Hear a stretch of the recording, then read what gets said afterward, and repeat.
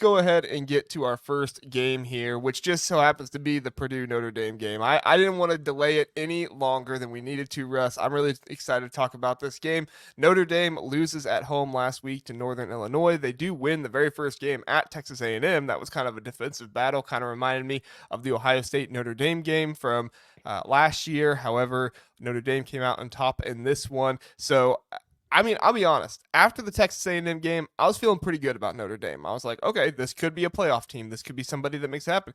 And then they pulled what they pulled 2 years ago against Marshall, and they were just not good at all. And quite frankly, Northern Illinois won the line of scrimmage in a lot of ways. They had 190 rushing yards, and Notre Dame wasn't able to throw the ball. So, I mean, far from me to say that I think Purdue is the favorite here. Obviously, the betting line doesn't reflect that. But if I'm looking at the way Purdue played week one and the way that Notre Dame played last week, Purdue looked like a much better football team. Granted, it was against an FCS school, but Notre Dame played a MAC school and they looked terrible. So, Russ, I'm really curious. What are your thoughts? Like, do you feel confident? Do you feel hopeful? What's your thoughts going into this game against Notre Dame? Both, yes, confident, hopeful.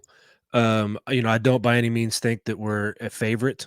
That's going a little too far. But even before the season started, you listen to some of the Notre Dame takes and their fans, and some of the more knowledgeable national takes is that, while Notre Dame's kind of owned the series, it's always been kind of a close game with Purdue most years. Like they've had to pull out a lot of fourth quarter, game-winning drives, come from behind drives to beat Purdue, even though they hold a dominant lead in the series. So it was already a game that it's like, okay, it's at Ross-Ade. We're rekindling the rivalry. We got a second-year coach who's supposed to be, that's when you're supposed to make the big leap as a second year. So we're already feeling good about it. And now that you see that game, there's full-on blood in the water. Like it's full-on, like we aren't going in intimidated by any means. Yes, they're the bigger program, they're the more historic program. They've got the national titles, all the NBC money, all that stuff. But we definitely go in, especially looking at Northern Illinois. Like it's not like they lost to an unranked Power 5 school. Like they lost to Northern Illinois, which granted Purdue's had their upset losses to Northern Illinois. No disrespect to them, but the way you said it too is, they lost it through poor quarterback play and not controlling the trenches. And this Purdue team put two of the top 3 sack leaders in the Big Ten on the board last year, right? And Yep. Hudson Card, when we protected him and we get an offensive line in place, has shown himself to be a very talented quarterback. So the recipe is definitely there for some magic to happen at Ross-Ade Saturday. Yeah, no, I think so. I mean, and you already have Will Held, however you pronounce his Posted a last pair name. of sacks against Indiana State. Yep. Yep, got a pair of sacks coming in off the edge, and Kydron Jenkins getting a sack himself. So, I mean, you look at it, and Purdue, they're picking it right, right where they left off last year. And so, if you are able to get pressure on Riley Leonard, he's not been great against pressure this season. You could really see the secondary have some opportunities. If Dylan Thieneman gets himself the opportunity to pick off a football, I think he's going to pick that football off and he's going to make the quarterback pay. So I do think that you do need to see a little bit more gelling of the secondary. If there was a weak spot of the team against Indiana State, I would maybe say it was the secondary. I mean, it's hard to figure that out, but I think if you have a weak spot of the secondary against this Notre Dame team, that's the weak spot you want.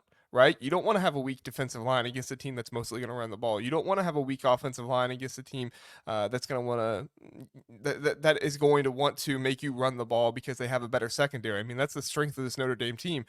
Morrison, the safety, I forget his name, but he was an award finalist last year. So I mean, they have good players in the secondary. So if Purdue can get Devin Mockabee and Reggie Love to really be running the ball, this is going to be Purdue's game. If you can control the line of scrimmage and you can run the ball, this is going to be Purdue's game. Do you see that happening, Russ? Do you see Reggie Love and Devin Mockabee running and doing a good job, getting a good amount of yards and getting some touchdowns in this game? I do see the O-line looking way better. There was one kind of weak point against Indiana State, and I'm not going to name names, but it was the left tackle position, and that happened to be the starter on the O-line that we had out against Indiana State. So we bring him back, and per Pro Football Focus grades last year, he would have been the best pass blocking lineman we had all season last year. So that's a very strong piece that we're going to be adding to that O-line on top of what we had against Indiana State. But like you said it best with the question mark on our secondary, Indiana State had thrown, I think, 8 passes for 12 yards well into the fourth quarter, I believe, before they finally threw some passes and connected on some long balls. So our secondary is definitely very much unproven. Now we do return, third team All-American safety and Dylan Thieneman, and we bring in some 4-star or 5-star pieces. Terry Grant, a true freshman, looked really good against Indiana State. He got left on an island. Now he didn't have to really get tested too much because, like I said, they only passed it. I think they ended up passing it 10 times total in the game, but they were at 8 for 12 yards, into the fourth quarter. So that's definitely what I'm looking at is what is our secondary going to do? Are they going to be able to stand up to it? But if our defensive line can attack Riley Leonard the way Northern Illinois did, our secondary is going to be eaten. They're definitely hungry. They want to be tested. They probably were frustrated because the thing about Indiana State that was frustrating was they kept getting in the second long, third and long situations, and it'd be 3rd and 14 in their halfback draw. 3rd and 12, they're running up the gut. And it's like they just would not throw the ball against us, and that secondary is ready to prove themselves. And I think they can, especially if this Notre Dame offensive line is not ready and to be up to the task. I mean, the tackle Anthony Knapp, he allowed 7 pressures so far this season. That is a lot of pressures to allow in just 2 games. Now, Texas A&M, they have a good defense. However, Northern Illinois, you should not be allowing pressures against Northern Illinois. It should not be that high. Both tackles combined have allowed 12 so far this season between the two of them. So it's going to be imperative for Purdue to get pressure on the quarterback and for the secondary to be able to be opportunistic and take care of the balls when they're thrown and when they have opportunities to pick it off. It's going to have to happen because honestly, the offense, I really, really like Hudson Card. But if we're being honest, Hudson Card had struggles last year at times because of the offensive line. I think you're right. I think the offensive line for Purdue is better this year, but I also think that the Notre Dame defensive line has not played up to what they should be. And so do they feel like they need to be challenged? Do they feel like, hey, we really need to put ourselves out there, put ourselves back on the map because we haven't played up to our abilities so far this season? There could be a little bit of that going on with the Notre Dame defensive line. And if that happens, then you could see an opportunity for the Purdue offensive line to struggle a little bit. I don't think they will. I'm picking Purdue to win this game. I think Purdue is, the more prepared team. I do. Brian said it here. He said a bye week this early at Purdue is more harmful than helpful. Would have been better for them to get some live game snaps to develop. I agree. Like live game snaps would be better, but I also think going into this Purdue game, like you have more time to prepare, and you're coming off one game where you can kind of correct things. So I think you can kind of take it either way, and we'll see how well Ryan Walters does with that. I mean, this is going to be a good test for the Purdue coaching staff and what they're going to try to install and what they're going to try to do. Overall, I believe in Purdue. I think they can do it. I think last year Purdue lost and got upset by Fresno State. This year, I think Purdue is going to come in. They're going to get the upset against Notre Dame, and Notre Dame fans are going to be kicking themselves again on their post-game shows and saying, why is Riley Leonard our quarterback, and why can't Marcus Freeman put out a good offense? And part of it's going to be the offensive struggles, but I also think it's just going to be this defense because I think Purdue's got a pretty good defense this year, Russ. Yeah, I agree. It's definitely much improved. It was towards the bottom of the Big Ten. I don't think it's going to be at the bottom this year. And, again, about Riley Leonard, Pro Football Focus ratings, you don't want your quarterback to be the worst rated player. And against Northern Illinois, Riley Leonard was their worst rated offensive player, starter or otherwise. And that's not good. it's not good, Bob. But yeah, no, I really do think that Purdue will pull it off this Saturday. I don't think that it's even within a possession. Just because Really?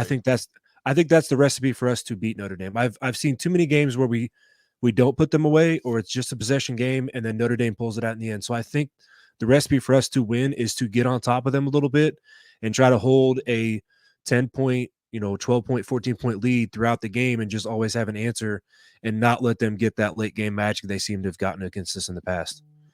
Wow. Yeah, that would be crazy. I am predicting a 24-14 win for Purdue, so I agree. I think that it'll be more than one score. I think that will be a field goal late in the game. I'm kind of predicting that it's going to be a close match for most of the game, and then Purdue has a late drive at the end, and they just kind of put themselves above with 10 points there. And so Notre Dame tries to drive late, but it just isn't able to happen. However, if Purdue is able to, keep a 2-score lead in this game for a good amount of time, that would be really impressive. And honestly, it would say a lot about this Purdue team and what Ryan Walters has done and, how he has been able to develop this team in the offseason. All right, Russ, score prediction then. Your score, mine's 24-14. What's your score prediction? I'm in a similar range, but I think it's a little higher scoring. I think you're looking at maybe 31-20. I think that this pass defense will have a little bit of learning on the fly, and I think they might give up some yardage, but maybe be a bend don't break type defense where we are able to hold them to a couple of field goals either inside the 30 or inside the red zone, and that's kind of where you come up with a 20 instead of getting up like a 28 or 30-point game. And I think it's right around 10 like you had, so 31-20 is what I'll predict. All right, I like it. I like it.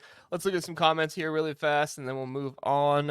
Get to a commercial, and then get to our next game. Dylan, of course, his prediction here: Boilers by 1,billion. Are you wearing your hat, Dylan? Yeah, I he's got a assume hat so. now. Yeah. Purdue seems ticket holders are getting some good games. Notre Dame, Oregon, and Penn State. That is true. That is true. If you are a season ticket holder, you're getting some good games this year. The big time boiler, he's smelling an upset. I love it. I love it. Smelling an upset. He also says, I think the big physical Purdue wide receivers will be a major factor. Purdue has never had so much size at wide receiver. That's a good point. I'm actually going to take Purdue's wide receivers over Notre Dame wide receivers in this one. I don't know if I would say that many times in the past, but I think Purdue has a good set of wide receivers here. They're not, Rondell Moore and some of those other smaller guys. Big time Boiler is here. Here is right that they are kind of bigger bodied this year, but I think this is a key factor in the game. What do you think, Russ? Yeah, we're rolling out a trio of 6'3" guys as our starting wide receiver trio. So yeah, it was impressive to see in person against Indiana State. I was expecting to see a size difference because it is Indiana State. But then you look at the program and you go, okay, yeah, we got some dudes at wide receiver. And yeah, our O linemen are all like 6'4", 300 plus, all the starting O linemen. So it's a big team. And that's something that Walters wanted to prioritize, was building size, especially on the O line. And it showed against Indiana State. We didn't have to throw many deep balls. I think part of that is because CJ Smith is still not healthy. I think he's going to be our deep burner. But he did try to get Jamal Edrin deep at one point during the game, but he got lost in the sun, and then we just kept dicing him up with the short stuff because that's what was working. But yeah, we've got the size, and they've got separation. They got, again, it's Indiana State, but the reason Hudson Card went 24 of 25 was because his receivers were so wide open. He made one impressive throw, his first touchdown to Max Clare, who, by the way, Max Clare was also the top rated tight end in week 1 in the country. So that's another weapon that you could talk about outside the wide receivers. But yeah, our wide receiver size is impressive for sure. Yeah, and Max Clare, I should have mentioned him earlier. He's an impressive tight end. That will be a major factor for Hudson Card this year if he has a good year. So, all right, excellent stuff there. We are going